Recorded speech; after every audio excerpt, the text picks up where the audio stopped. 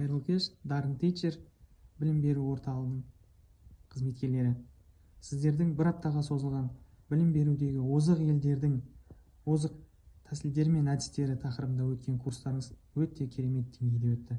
Яғни бұған сіздерге бірге атсалысқан Түркістан облысы білім беру дамыту орталығы орта білім беру бөлімінің меңгерушісі Бекет Үсенбайұлына да және де бір апта бойы бізге өздерінің шет елде алған білімдерін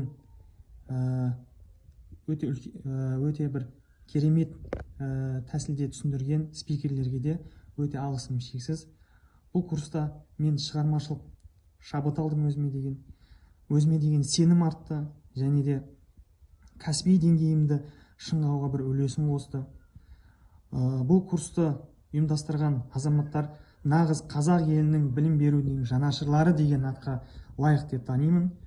Курс өте керемет деңгейде өтті. Алдағы уақытта енді мен екінші кезеңге, Алматы қаласына екінші кезеңге өттім. Ол жерде де мен бұдан да жақсы